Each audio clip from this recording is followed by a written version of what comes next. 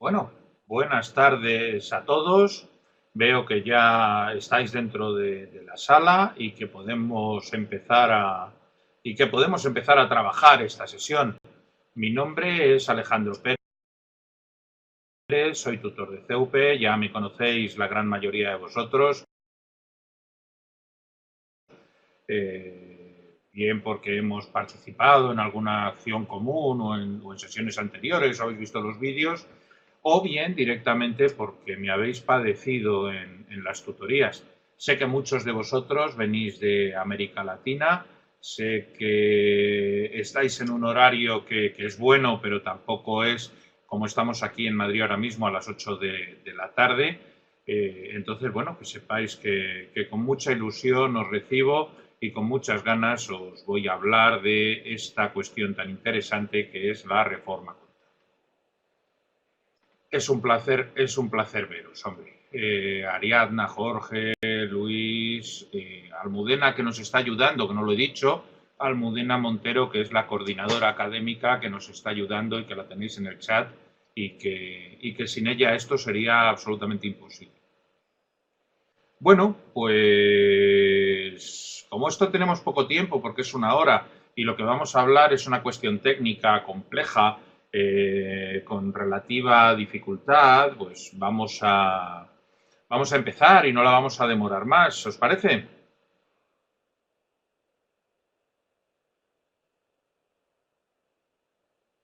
Vale, buenas tardes desde Perú. Simplemente os voy a decir otra cosa. Cualquier duda que tengáis, cualquier cuestión que me queráis plantear, sin ningún problema la planteáis en el chat y yo directamente paro y os la respondo. Si tardo un poquito es porque quiero terminar antes alguna cosilla antes de responder, pero no os preocupéis, en el chat las podéis plantear sin ningún tipo de problema. Debajo del chat tenéis un apartadito que pone archivos 13, donde está la presentación que vamos a utilizar, que simplemente pinchando en el nombre de la presentación se os pondrá en azul o en gris eso que pone descargar archivos y podréis descargarla en vuestros PCs para tenerla y trabajar con ella y bueno, pues tenerla para lo que necesitéis y así ya disponéis de ella también. Pues vamos a empezar a hablar de esta reforma contable que viene. Digo que viene por una razón muy sencilla y es porque viene. No la tenemos todavía aquí. Es una reforma contable que está anunciada por el ICAC, que se plasmó en unas normas que salieron como proyectos de normas en octubre del año pasado, del año 2018, es decir, hace ya un año, y se sometieron a consulta pública para que todos pudiéramos, todos los colectivos que trabajamos en el mundo de la contabilidad, pudiéramos opinar, pudiéramos decir lo que nos parecía bien, lo que nos parecía mal, y además son normas que vienen impuestas por normativa internacional y que están basadas en sendas normas internacionales de información financiera que estamos obligados a aplicar. Por eso, aunque lleve un año parada, derivada ese parón de la situación política en España, que es una situación política en la que cuesta formar gobierno, pues se está retrasando un poco. Pero todavía es posible, y en esa se está ahora mismo el Instituto de Contabilidad y Auditoría de Cuentas Español, que es el organismo que se encarga de toda la normativa contable, en esa se está ahora mismo intentando que para el 1 de enero de 2020 estas dos normas se hayan publicado y entren en vigor. Son dos normas que complementan otra que ya está publicada y que entrará en vigor ya definitivo. Bueno, de hecho está en vigor, aunque vaya a producir efectos a partir de los ejercicios que se inician el 1 de enero de 2020, pero está en vigor desde el mes de marzo de este año. Es una norma de 5 de marzo, una resolución del ICAC de 5 de marzo de 2019, donde se regula todo lo que tiene que ver con la contabilidad de sociedades, todo lo que tiene que ver básicamente con aportaciones de socios a la compañía y cómo hay que trabajar en esas aportaciones de socios, bien sean iniciales, bien sean a través de aumentos de capital, por poner un ejemplo. Sobre esa ya hicimos una conferencia hace 6 meses que podéis consultar en el repositorio. Hoy vamos a ver estas otras dos normas que forman parte de la reforma contable, que todavía están en el aire, pero que seguramente van a publicarse en breve Ya veremos con qué fecha de entrada en vigor, si es para el 1 de enero de 2020 o es para el 1 de enero de 2021, pero que sepáis que van a entrar en vigor porque así lo imponen las normas internacionales de información financiera. ¿Vale? Una de estas normas regula todo lo que tiene que ver con la norma de registro y valoración novena y viene derivada de la NIF 15, que es la que habla de los instrumentos financieros. Y la otra, que también viene derivada de la normativa internacional, es la que regula una serie de criterios para registrar y reconocer los ingresos en determinadas situaciones. Esto va a afectar tanto a lo que es la normativa contable como, por supuesto, a la normativa tributaria, porque fiscalmente, cuando se reconocen los ingresos, tiene un impacto fiscal, o qué hacemos con nuestras operaciones de naturaleza financiera, también tiene un evidente impacto fiscal. Vamos a hablar primero de la reforma de la norma de registro y valoración novena del Plan General de Contabilidad, basada en esa NIF 15 que habla de los instrumentos financieros. Y os voy a decir que esta norma contiene básicamente dos aspectos relevantes, ¿vale? Uno, empieza a generar una serie de pautas claras, mucho más claras de lo que estaban, y basadas también en normativa internacional, para el reconocimiento y la valoración de uno de los criterios de valoración contables que establecen las normas internacionales de contabilidad que España aplica, pero que resulta a veces complejo de determinar, como es el valor razonable. Por lo tanto, uno de los primeros aspectos que tenemos en esta norma es cómo se tiene que determinar el valor razonable y qué información sobre la forma de cálculo del valor razonable se ha adoptado. Esta es la primera de las modificaciones y ahora me extiendo sobre ella. La segunda hace referencia a otro aspecto importante, como es una reducción de las carteras, tanto de activos como de pasivos financieros, que se contenían en el Plan General, o que todavía se contienen en el Plan General de Contabilidad. De tal forma que se simplifica el tratamiento. Los que habéis tenido la asignatura de contabilidad financiera en CEUPE, habréis visto que cuando hablábamos de la contabilidad de instrumentos financieros, y además era una pregunta del caso práctico, se decía, tenéis que calcular las modificaciones en el valor de unos determinados instrumentos financieros, de unas acciones, teniendo en cuenta tanto que la cartera se clasifique como una cartera de negociación, como acciones mantenidas para negociar, de carácter especulativo, como que se considere la cartera como una cartera no especulativa, sino de mera conservación de títulos, en cuyo caso va a ser una cartera disponible para la venta. Y se os pide ese ejercicio. Bueno, pues precisamente en ese ejercicio la cartera complicada, que es la disponible para la venta, va a desaparecer, entre otras cosas importantes. Por lo tanto, la tendencia va a ser a simplificar las carteras y el tratamiento de las carteras de los instrumentos financieros, tanto activos como pasivos financieros. Esta es esta primera norma. Si entramos a hablar del valor razonable, el valor razonable presenta una dificultad enorme. Si cualquiera de nosotros piensa en comprar una botella de litro de leche de una marca conocida en nuestros respectivos países, no sé, la que vosotros queráis, en vuestro país, y pensáis en ir a comprarla a 5 centros de distribución distintos, 5 cadenas de supermercados diferentes, el Ultramarinos de vuestro barrio, un gran centro comercial, un gran supermercado, seguramente esa misma botella de leche de la misma marca tiene precios diferentes. Y estamos hablando de que existe un mercado para comprar esa botella. Claro, cuando de lo que estamos hablando es de vender negocios, la dificultad, o vender inmuebles, la dificultad de establecer un valor razonable, un valor de mercado, pero valor de mercado con todos los requisitos que nos exigen las normas internacionales de contabilidad para que lo consideremos valor razonable, evidentemente surgen enormes problemas.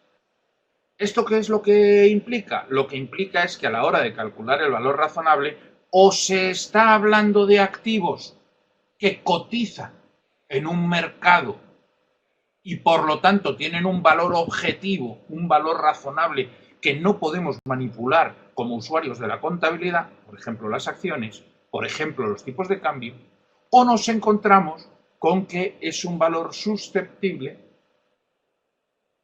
de dudas, ¿vale? Y por lo tanto hay que justificar. Claro, eso implica que cuando hacemos valoraciones que no están claramente determinadas en un mercado de cotización, lo que tenemos que hacer es justificar en la memoria por qué hemos adoptado un determinado valor y qué criterios hemos utilizado. Por ejemplo, pues porque hemos recurrido a un experto independiente que nos ha tasado su valor y tenemos por lo tanto un valor de tasación.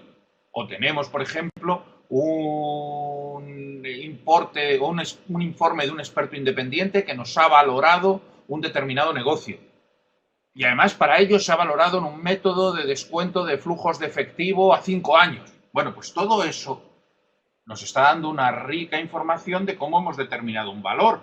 Pero obviamente es un valor que presenta ciertas lagunas. Por lo tanto, tenemos obligación muy clara de justificar en nuestras cuentas anuales y en concreto en la memoria por qué hemos adoptado ese valor.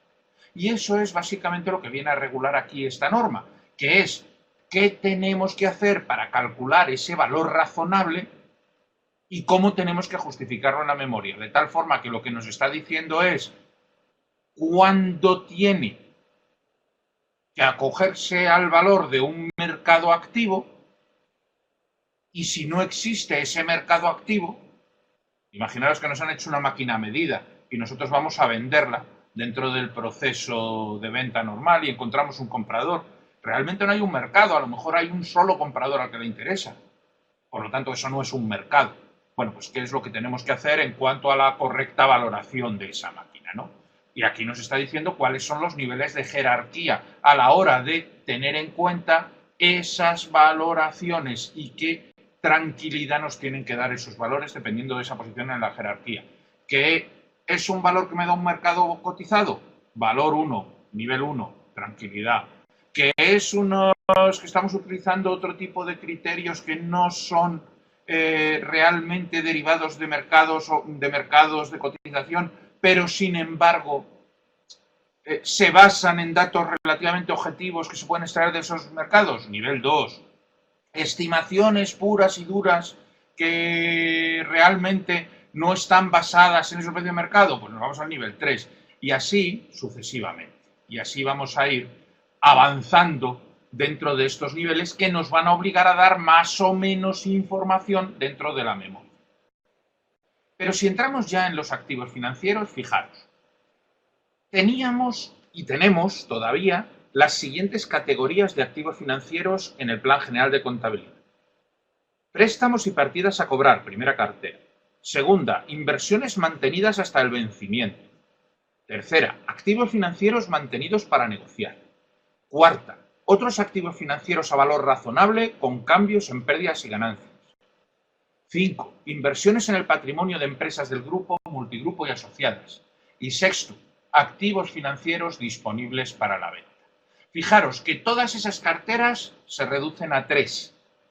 Esas 3 carteras son activos financieros a valor razonable con cambios en la cuenta de pérdidas y ganancias. Es decir, tengo un activo financiero, está valorado a ese valor razonable que acabamos de ver, es decir, a un valor normalmente de cotización, a un valor difícilmente manipulable, que nosotros ante posibles aumentos de valor o disminuciones de valor derivados de los cambios de cotización, reconoceremos el cambio en nuestra cuenta de pérdidas y ganancias.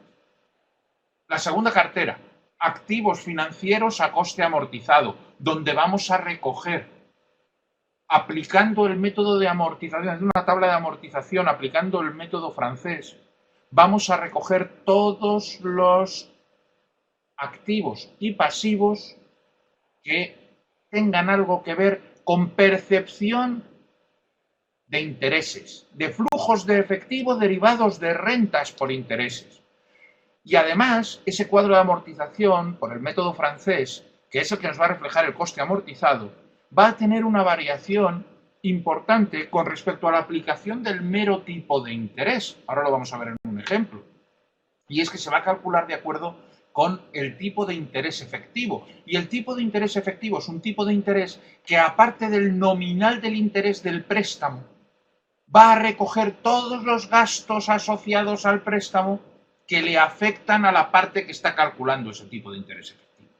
Y por lo tanto va a establecer, de acuerdo con ese tipo de interés efectivo, un tipo de interés diferente al nominal que va a provocar que tengamos que reconocer en la cuenta de pérdidas y ganancias unos intereses recibidos o pagados, según sean activos o pasivos, que van a diferir del interés nominal pactado en contrato. Y eso va a afectar al valor del capital amortizado en cada momento por ese préstamo, que eso es a lo que llamamos, perdón, no al amortizado, sino al pendiente de amortización, que es a lo que llamamos coste amortizado. Lo vamos a ver en un ejemplo, no os preocupéis. Y tercero, lo que llama el plan activos financieros a coste. Activos financieros que no se van a tocar. Activos financieros que vamos a recoger por lo que nos cuestan y así los vamos a mantener en contabilidad, por ese coste. Y aquí se están recogiendo todas las operaciones que antes se recogían en esas 6 carteras.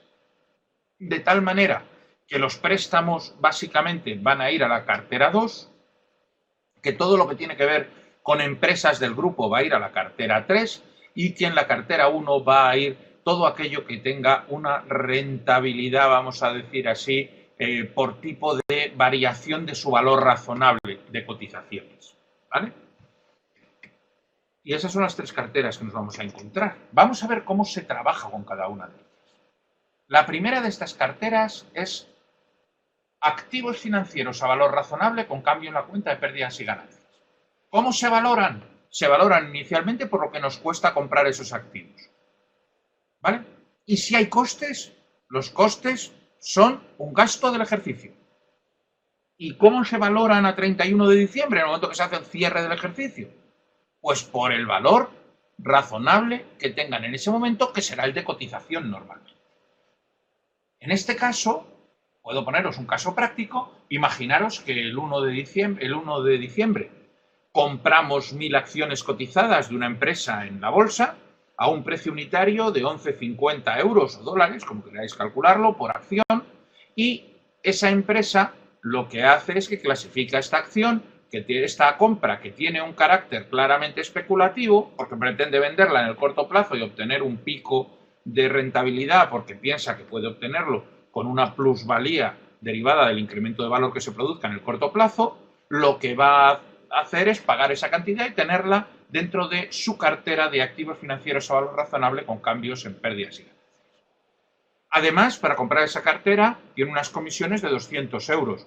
¿Por qué valor daríamos de alta este activo? Pues daríamos de alta este activo dentro de esta cartera por un importe de 11.500 euros, que es lo que nos valen las 1.000 acciones a su precio nominal. Y a su vez tendríamos un coste que iría a pérdidas y ganancias por importe de 200 euros por el alta. Asimismo, a 31 de diciembre, un mes después, vemos que la cartera, de acuerdo con las previsiones de la empresa, ha incrementado su valor a 13,20 euros. Por lo tanto, si compramos por 11,50 y ahora valen 13,20, hay una diferencia entre unas y otras acciones que suman, pues de 11.500 a 13.200, 1.700 euros de plusvalía. Esa plusvalía es un ingreso del ejercicio y por lo tanto va a ir a pérdidas y ganancias. ¿Vale? Desaparece cualquier otro tratamiento en el que ese ingreso pudiera ir directamente a patrimonio neto. Si posteriormente vendemos la cartera y todavía aumenta más, como pone el ejemplo, a 15 euros por acción, con unos gastos de 200, todavía tendremos otra plusvalía adicional que en ese momento reconoceremos en la cuenta de pérdidas y ganancias, por la diferencia entre el valor que teníamos antes de 13.200 y el que tenemos ahora de 15.000, es decir, 1.800 euros adicionales, si no me he equivocado al hacer la cuenta. Y por último, esos gastos en los que hemos incurrido en el momento de la venta serán también gasto del ejercicio, como es absolutamente lógico. Y pensad una cosa, ¿pueden tener deterioro de valor estas carteras? No, porque si tuvieran alguna pérdida de valor, alguna minusvalía de valor, directamente la vamos a reconocer en pérdidas y ganancias. Por lo tanto, como tal, no existe un deterioro de valor, aunque evidentemente puede perder valor y lo vamos a recoger directamente en pérdidas y ganancias, pero no va a pasar por una cuenta compensadora del valor del activo, que es la cuenta de deterioro de valor. Bueno, ¿esta cartera os ha quedado clara? Contadme.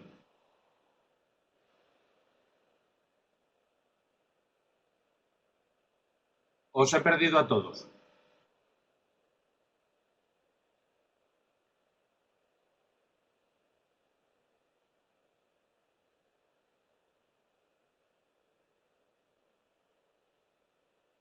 Luis, lo ves claro, ¿no? Fenomenal. Pues si alguno no lo ve claro, que plantee lo que quiera. Yo voy a seguir, pero paro en cuanto me planteéis una duda, ¿vale? Vale, Julio, ok. Wilder, ¿quieres que clarifique nuevamente el ejemplo? Tú imagínate que yo tengo una cartera de acciones que he comprado en bolsa, que me vale 100. En el momento en que la compro, vale 100. Y si me cuesta algo, entonces tengo un activo en mi empresa por valor de 100. Tengo acciones de la empresa que sea, Microsoft, por ejemplo. Bueno, pues tengo acciones de Microsoft que valen 100 y llega el 31 de diciembre y yo tengo que valorar mis acciones, a ver si han subido o han bajado de valor. Si en lugar de valer 100 mis acciones pasan a valer 120, yo tengo un aumento de valor de 20, porque ha crecido su valor. Pues ese aumento de valor para mí es un ingreso, porque tenía algo que valía 100 y ahora vale 120, vale más. Por lo tanto, tengo un ingreso que tengo que reconocer en la contabilidad y en la fiscalidad. Al contrario, si han perdido valor las acciones y en lugar de valer 100 valen 80, lo que tengo es una pérdida de 20 y tendré que reconocer que he tenido una pérdida de 20 en mi contabilidad y también en mi tributación. ¿Vale? Eso se va haciendo cada vez que se cierra el ejercicio y en el momento en que se vende la cartera. No tiene otra trascendencia. Es decir, cualquier cambio de valor que sufra la cartera en los momentos en que se cierra la contabilidad, hay que reconocerlo como un ingreso si es un aumento de valor o como una pérdida si es una disminución del valor de la cartera. ¿Te lo he aclarado?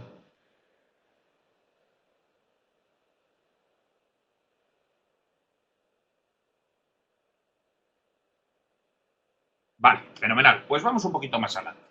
Vamos con otra cartera un poquito más compleja. Los activos financieros a coste amortizado.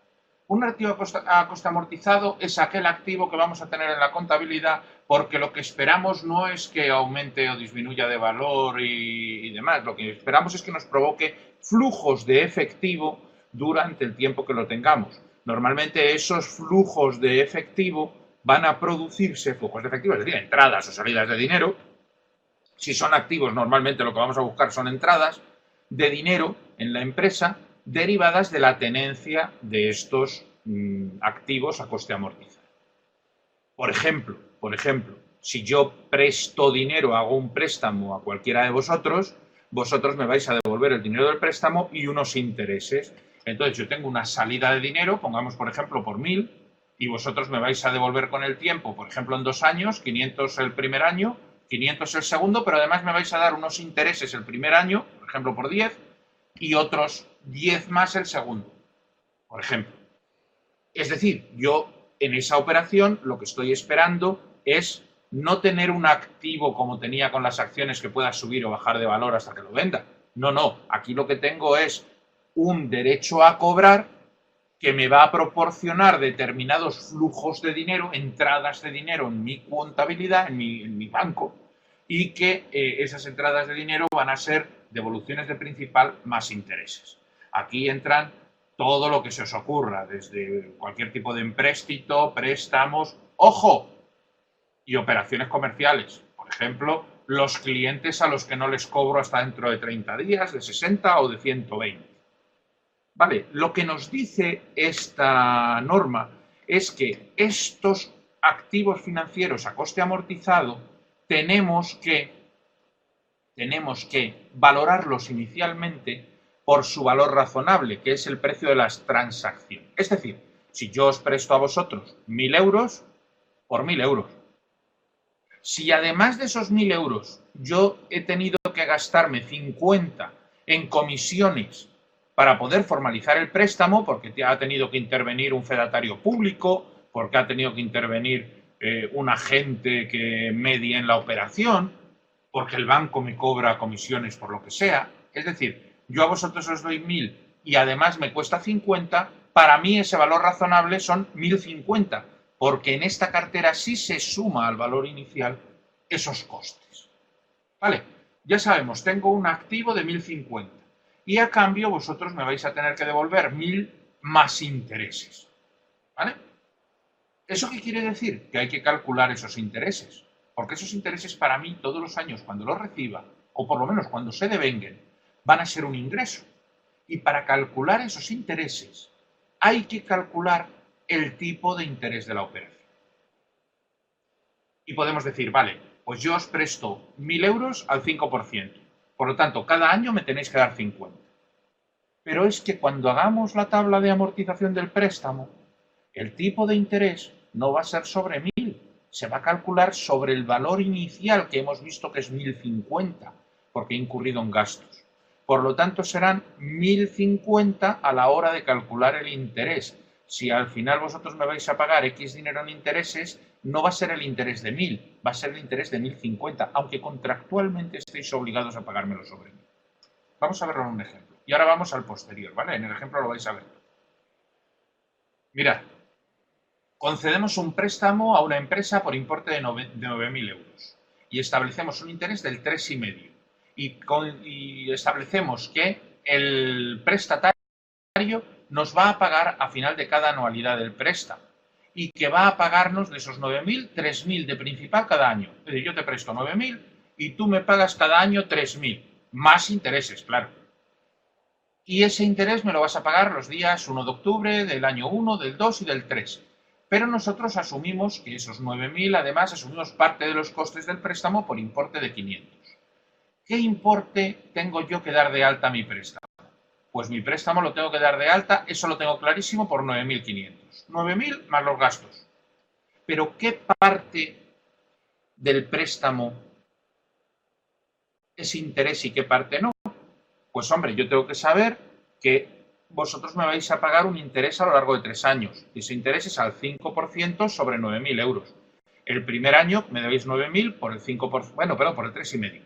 9.000 por el 3,5% se han devengado de 315 euros. El segundo año ya me habéis pagado 3.000, por lo tanto hay que calcular el interés sobre 6.000. Por el 3,5 son 210 más. Y el tercer año, que ya solo os queda por devolverme 3.000, por el 3,5% son 105 más. Lo que quiere decir que me vais a pagar en total 630 euros. Fijaros en lo que estoy diciendo. A mí me cuesta inicialmente el préstamo 9.500 entre lo que os he dado y los intereses. Y si sumamos todas las cantidades que las tenéis en la última columna de la tabla, veis que al final me vais a pagar solo 9.630. Luego el interés real de la operación para mí no son 630, sino la diferencia entre 9.630 y los 9.500 que a mí me ha costado daros el préstamo. Eso quiere decir que si yo calculo de acuerdo con matemáticas financieras, lo podéis hacer muy fácil en Excel con la fórmula TIR, ¿vale? Usáis la fórmula TIR y os sale. De hecho, yo que no sé matemáticas financieras es lo que hago. Es un truco que no reconoceré fuera de esta grabación. Dicho esto, el tipo de interés que nos sale es muy pequeño, claro, un 0,69%. Luego nuestra tabla de amortización no la tenemos que hacer sobre un 3,5, que es el interés nominal, sino sobre el interés real de la operación, que es lo que se llama tipo de interés efectivo. Es decir, sobre el 0,69. Y esto quiere decir que nosotros vamos a reconocer en nuestra contabilidad el primer año que tenemos un préstamo por 9.500, que vais a pagarme, porque es así, porque esto es lo que dice el contrato, 3.000 más 315 de intereses. Eso es impepinable, lo dice el contrato.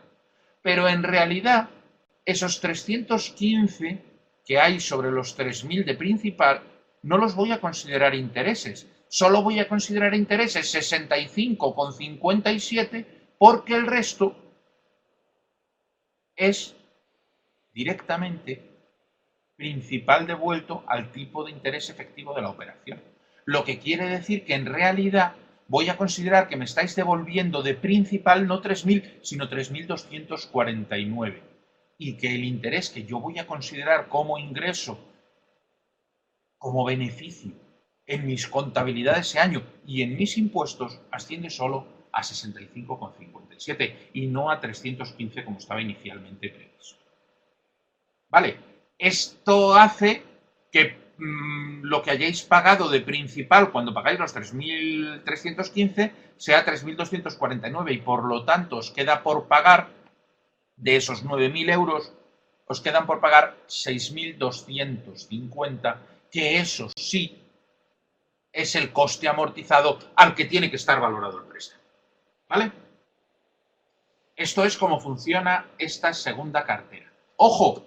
Esta segunda cartera se aplica también a los préstamos de naturaleza comercial.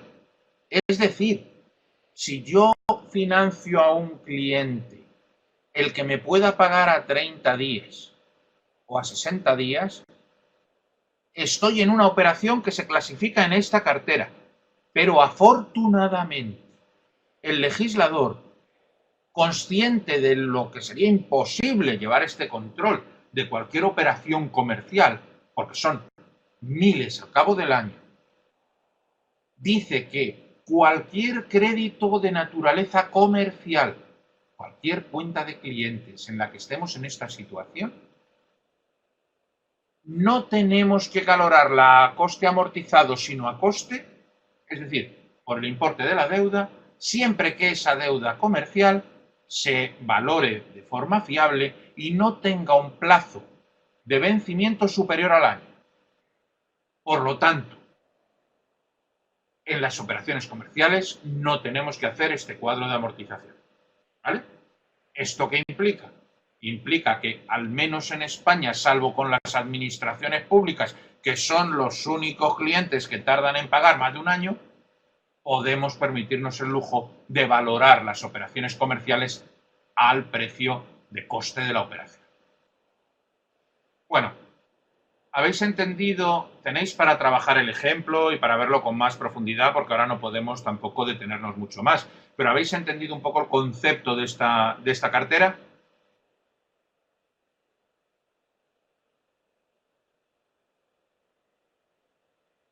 Vale.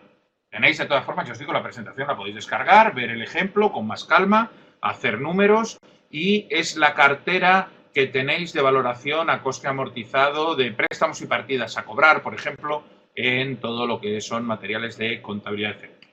Vale.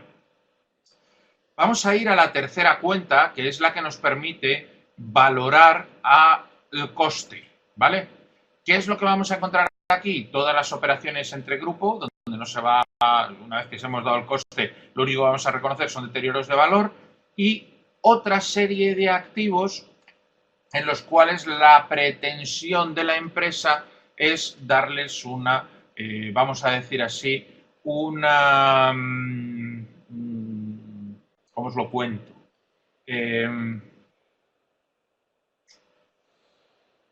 Un tratamiento, a ver cómo os lo digo, un tratamiento diferente al que hemos visto en otras carteras, digamos que es como un cajón desastre. Esto implica que aquí vamos a meter operaciones de naturaleza muy compleja, por ejemplo, cuando estemos ante activos híbridos, por ejemplo, que no podamos valorar de una forma muy clara, préstamos participativos, otra serie de activos que nos cueste valorar y que no tengamos clara la valoración. En esos supuestos los vamos a dar de alta por un coste y los vamos a tener en ese valor de coste y simplemente reconoceremos posibles deterioros de valor que se pueda producir. Pero va a ser una cartera de uso residual, salvo, ya digo, que aquí sí que es muy importante, para todas las operaciones intragrupo. Porque las operaciones intragrupo, si nosotros, por ejemplo, concedemos un préstamo a una filial, no se van a recoger a coste amortizado al tipo de interés efectivo, se van a recoger como se tienen que recoger. Bueno, el préstamo sí, las inversiones de otro tipo de naturaleza que hagamos, por ejemplo, en las acciones de una sociedad filial, es la que vamos a recoger en esta cartera y no vamos a mantener en otras carteras. Es decir, que la vamos a mantener siempre a coste, no desde luego procediendo a posibles incrementos de valor de la cartera de acciones que tenemos en la participada, en la filial, porque estaríamos pudiendo alterar el valor contable de forma que pusiéramos en peligro la imagen fiel de la situación económica, financiera y patrimonial de la empresa. Es decir, que aquí lo que vamos a hacer es una valoración inicial que no vamos a tocar, salvo en el caso del deterioro. Y este deterioro de valor se va a producir cuando pensemos que esas carteras que hemos clasificado aquí no nos van a producir los flujos de efectivo esperados. Os voy a poner un ejemplo. Si yo tengo acciones de una sociedad filial, ejemplo, esas acciones de esa sociedad filial dejarán para mí de reportar un beneficio en el momento, y por lo tanto tendré que plantearme que se han deteriorado, en el momento en el que esa empresa filial no me pueda retornar vía posible enajenación de las acciones, vía reparto de dividendos, un rendimiento monetario que justifique su valor. Si yo tengo una inversión que vale 5.000 y el dinero que me puede reportar, bien por su venta, bien por los dividendos que me va a otorgar, no llega a 5.000, evidentemente no vale 5.000 y por lo tanto tengo que reconocer que ha perdido valor, que se ha deteriorado. ¿Vale? Estas carteras plantean un pequeño problema ahora mismo. Y ese pequeño problema es que cuando empiece a aplicarse esta norma, se han venido utilizando otras carteras históricamente, lo que quiere decir que hay una serie de apuntes contables que va a haber que reconvertir y va a haber que reclasificar o va a haber que deshacer incluso.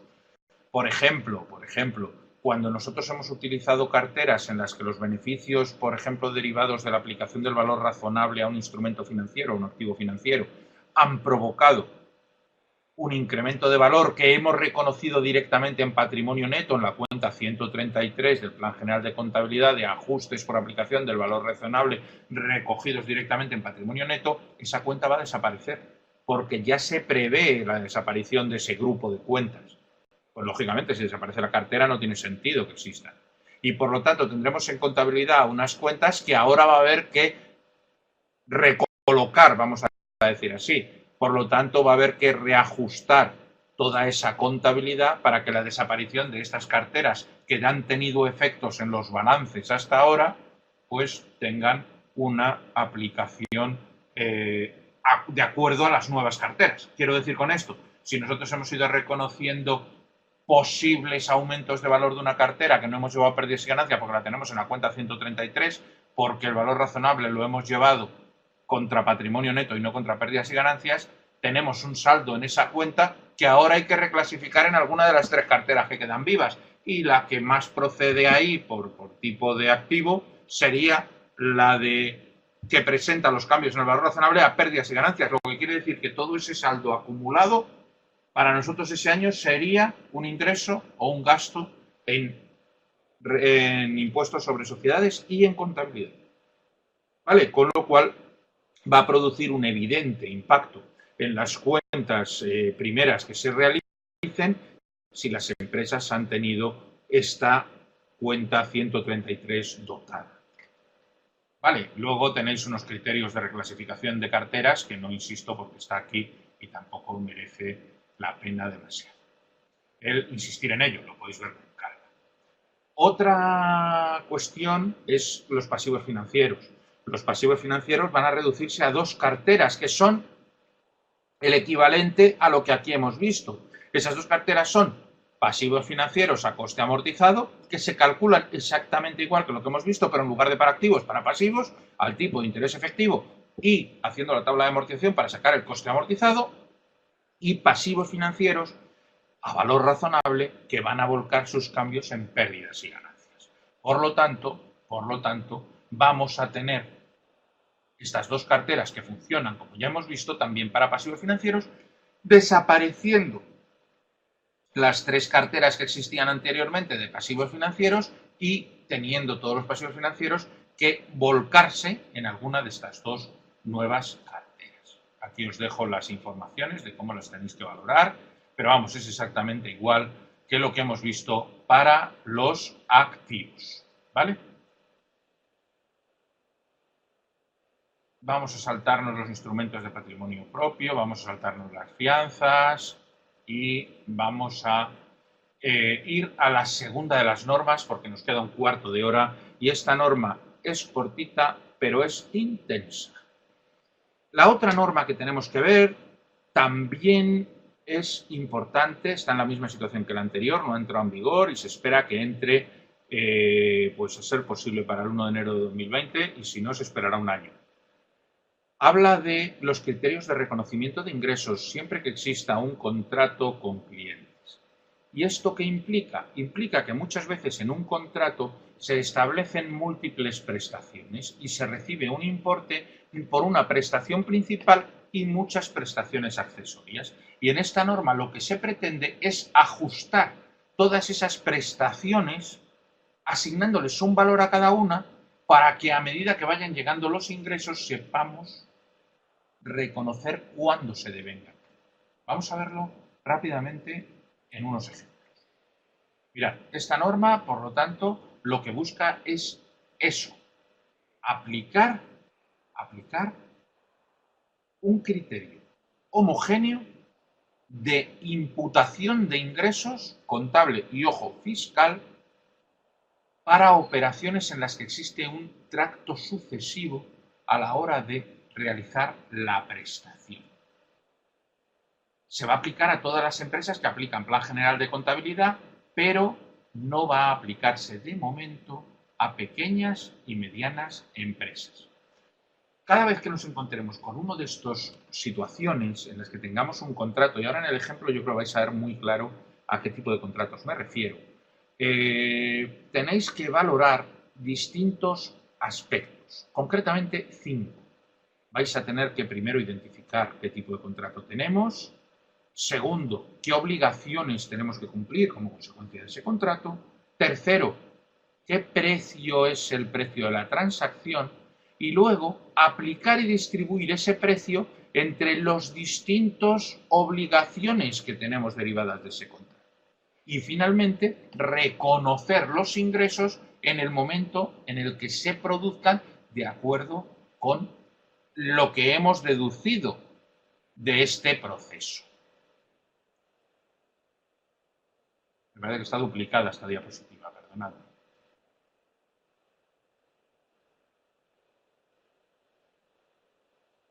Vamos a ver algunos ejemplos, ¿vale? Mirad, es que lo vais a ver muchísimo mejor con ejemplos. Primer caso. Una entidad que se dedica a las telecomunicaciones, la compañía telefónica desde vuestros respectivos países. Va a firmarnos un contrato con un cliente y ese contrato conlleva, te voy a cobrar una tarifa todos los meses y te voy a dar minutos y wifi. Y una tarifa variable si te pasas de determinados minutos y además te voy a dar un teléfono móvil, un celular. Caramba, ¿cuánto me vas a cobrar por eso? 80 euros al mes. Bien, ese es el supuesto. Vamos a ir a los 5 pasos que hemos visto. Primero, identificar el contrato con el cliente. ¿Hay uno o varios contratos? Hay un contrato único. Un contrato en el que yo me comprometo a varias cosas, a darte línea telefónica, minutos de wifi, un teléfono móvil. Es un único contrato. Segundo, ¿qué obligaciones tengo dentro del contrato? Ofrecerte el servicio de llamada, ofrecerte el servicio de wifi y además regalarte un smartphone. Tercero, ¿cuál es el precio del contrato? Pues hombre, es un contrato, hemos dicho, de 2 años a 80 euros cada mes. En total, el cliente me va a pagar 1.920 euros. Ya sabemos que esos 1.920 euros son por darte llamadas, por darte wifi y por darte un teléfono. ¿Qué precio le asignamos al contrato? Pues vamos a ver. El móvil, nos vamos al mercado y sabemos que vale 500 euros. Samsung, lo que sea. Ahí si hay alguien de Samsung que me paguen una comisión. Vale. 500 euros. Luego, si yo a los 1920 que te voy a cobrar le quito 500, el resto lo tendré que distribuir en lo que voy en cada momento a percibir. Es decir, ¿cuándo se produce el ingreso? Que es de lo que va esta norma. ¿Cada vez que yo cobro 80 euros? ¿O en realidad tengo un ingreso de 500 euros en el momento en que entrego el móvil? Porque estoy cumpliendo esa parte de la prestación. De acuerdo con esta norma, en el momento en que nosotros cumplamos esa parte de la prestación y entreguemos el móvil, que se va a producir al inicio de la relación, ya se está devengando ese ingreso. Por lo tanto, en el momento en que firmo el contrato, yo ya tengo que reconocer un ingreso de 500 euros y el resto, 1420, los iré reconociendo a lo largo de los 24 meses del contrato. No 80 euros al mes son ingreso, porque parte ya lo he declarado al principio, sino que son solo 1.420 entre 24 meses, 59,16 euros cada mes de ingreso. ¿Entendéis ya lo que pretende esta norma? Ahora imaginaros toda la casuística que puede surgir. Contratos en los que se hacen regalos de entrada. Contratos en los que cada vez que vayas consumiendo puntos, cuando hayas hecho tantas compras, te voy a regalar X. Contratos en los que te voy a primar en precio a partir de determinado momento. Se puede aplicar a cualquiera de esas coyunturas. Os voy a poner otro. Venta de coche por 20.000 euros. Estos ejemplos, como os pongo ahí, no son míos, son de un buen amigo, profesor de la Universidad de Valencia, que se llama Gregorio Labatut, que de esto sabe muchísimo más que yo, y he querido utilizar sus ejemplos por una razón muy sencilla, y es porque como sabe mucho más que yo, están muy bien hechos, ¿vale? Dice, venta de coche por 20.000 euros. Se da un servicio de mantenimiento gratis durante 2 años. Es que ese servicio de mantenimiento es gratis para el cliente, pero para mí tiene un precio. Por lo tanto, ¿cuál es la práctica actual? Ahora mismo, ¿qué es lo que hacen las empresas? Reconocen el ingreso por 20.000 en el momento que venden el coche, ¿vale? Y cubren la garantía mediante una provisión. Ya está. Que estiman en 1.000 euros al año. Pero vamos a ver qué pasa de acuerdo con esta nueva norma. ¿Cuál es la obligación que nosotros contraemos? Vender el bien ahora y además prestar 2 años de servicio de mantenimiento. ¿Cuál es el precio del contrato? Pues vamos a ver el precio del contrato y cómo asignamos el precio entre los dos componentes que acabamos de hablar. El coche vale 20.000 y el mantenimiento hemos dicho 1.000 al año, que son 2.000 al año. Por lo tanto, el coche vale 22.000. Luego, si sacamos la relación entre ambas partes, sabemos cuál es el descuento. Hay un descuento del 9,10%, porque estamos regalando realmente ese servicio de mantenimiento. ¿Vale? El coche es un 90,90 y el mantenimiento es un 9,10. Por lo tanto, si al coche le aplicamos ese 90,90, el valor que tenemos que asignarle al coche es de 18.181,81, no de 20.000. Y el primer año, cuando acabe, haremos otro ingreso por el mantenimiento que hemos realizado por importe de 909,09 euros, va a aplicarle ese 9,10%, y el segundo año los otros 909,09 al año. Es decir, vamos a repartir en la venta asignando un ingreso por el coche inicial y unos ingresos posteriores derivados de un mantenimiento que decimos que es gratis, pero que estamos prestando y por lo tanto el ingreso hay que en este caso diferir. ¿Lo veis claro o no? Fijaros dónde nos quiere llevar el legislador, Fijaros lo que está pretendiendo que hagamos. Esto es pura normativa internacional. Es decir, la tendencia, tanto en la contabilidad europea como, ojo, en la contabilidad americana, es ir hacia esto. Tengámoslo en cuenta porque todas las empresas vivimos de vender y vivimos de vender muchas veces con opciones comerciales que nos van a llevar a esto. Vale, tenemos algún ejemplo más, tenemos algún ejemplo más. Pero yo creo que, sinceramente, lo tenéis aquí, lo podéis ver y no quiero calentaros mucho más la cabeza porque ya quedan 5 minutitos y prefiero que los usemos para que me planteéis cualquier duda que tengáis. He querido presentaros de una forma rápida, sintética y lo más clara que he sabido la reforma que se nos viene, como lo habíamos hablado, ¿no? Como lo habíamos llamado a esta sesión, para que tengáis una idea sobre la cual empezar a pensar que se avecinan cambios y que se avecinan cambios potentes en materia contable.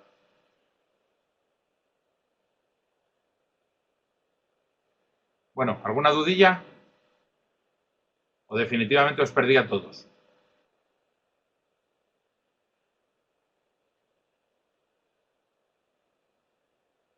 Es una posibilidad, ¿eh? No sería la primera vez que consigo dormir a un auditorio. William, todo claro para ti, fenomenal. Me alegro mucho. Me alegro mucho. Evidentemente, esto es una cosa que requiere mucho más trabajo que lo que podemos hacer aquí en tan poquito tiempo, pero yo lo que quería era eso, que os quede una primera idea, que se os fije una primera sensación que os permita que si tenéis que estudiar esta materia, os resulte más sencillo entender los fundamentos, ¿no? Lo que se pretende con la reforma. Entonces, lo iremos viendo. Además, esto pues evidentemente tan pronto esté en vigor, obligará a crear unos materiales de contabilidad nuevos donde esté recogido todo esto. Luis, en principio sí. Luis pregunta si esos ingresos serían obligatorios ser declarados solo por las grandes empresas. En principio sí. Todavía no se plantea que empresas pequeñas y medianas tengan que hacerlo, pero es una impresión mía basada en opiniones que se han ido vertiendo desde distintos foros. Esperemos, porque es posible que esto con el tiempo se extienda. Vale, seguramente sea difícil extenderlo a las muy pequeñas, pero a las medianas sí que es posible que caiga. Bueno, pues chicos, si no hay más preguntas, ha sido un verdadero placer estar con vosotros esta tarde. Espero que os haya servido, que no os haya aburrido mucho y que nos veamos dentro de unos meses con un nuevo tema que os pueda servir, os pueda ilustrar y os pueda resultar de utilidad. Gracias por aguantarme y hasta el próximo día. Por cierto, el próximo día y Almudena, muchas gracias por haber estado detrás de soporte, ayudándonos con todo de forma invisible, pero siempre muy, muy útil.